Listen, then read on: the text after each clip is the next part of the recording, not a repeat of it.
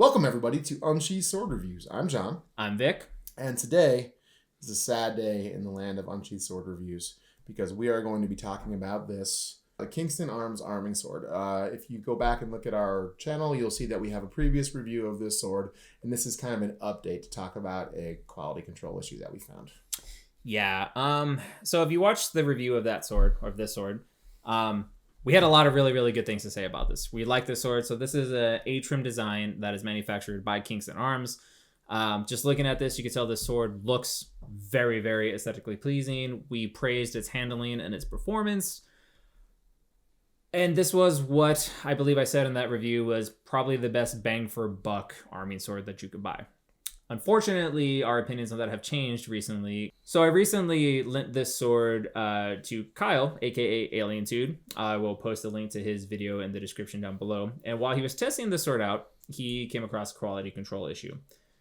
The blade does not sit in the crossguard properly.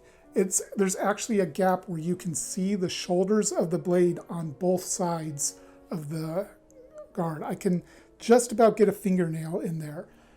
I'll have some close-ups of it to show you a little bit better. This is not good. This is, frankly, a big problem with this sword. This means that the fit of the blade to the crossguard and the hilt is not correct.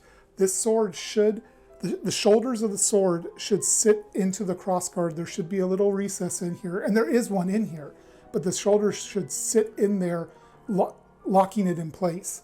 Here, you can see the recess, but the shoulders aren't seated all the way in. What that means is that the crossguard's going to come loose. In fact, it already has. Yeah, and it's worth noting too that it's not just when you manipulate it with your hand like that. You can just wiggle it. You can dry handle it. It's not even cutting. It's just moving the sword around. You can hear it clicking. Picking it up. Yeah, it's a real shame because for the money this sword is, I mean, I was inspired by how cheap it was for a good quality what felt like a good quality arming sword that performed like this. This is a real drag, definitely.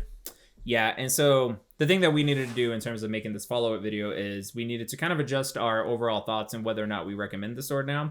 So several other, basically every other YouTuber has reviewed this sword, and they all had various issues with it. A lot of it had to do with the edge geometry and it not being sharp. We had ours professionally sharpened, so like we didn't experience that issue.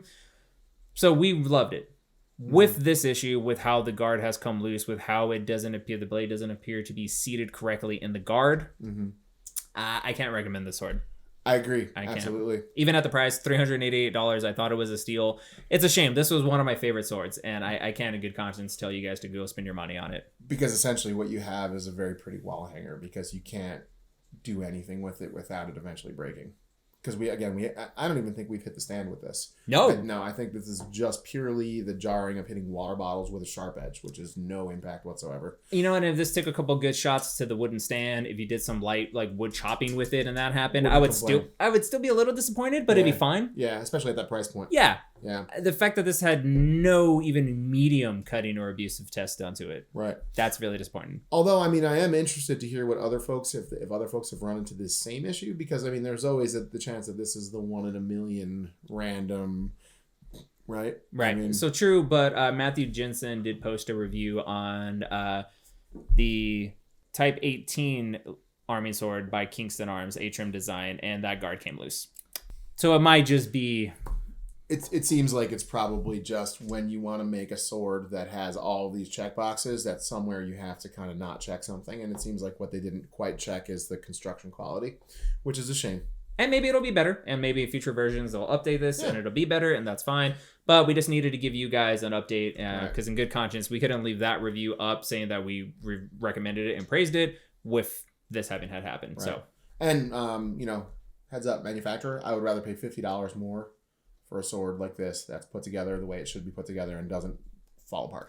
100% agree. Because again, this was one of my favorite bang for buck arming swords. Absolutely. And even if you add $50, even $60, $70 to it, it would still be that. The quality and the design and the look of the sword would have still been spectacular. Because I mean, really, watch our video about it. It handles beautifully. I mean, it's what an arming sword should be. Yeah. This is what an arming sword should be. I'd even go as far as to say make it a $500 sword and make it rock solid. I'd still have been happy with it. I'm on board with it then too, absolutely.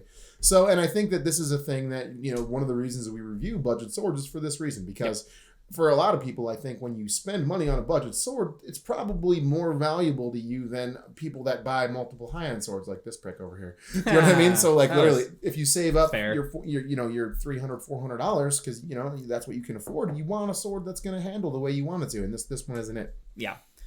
So I completely agreed. If you are saving up your hard-earned money and $400 is like what you can afford, and this happens to you, you'd be disappointed.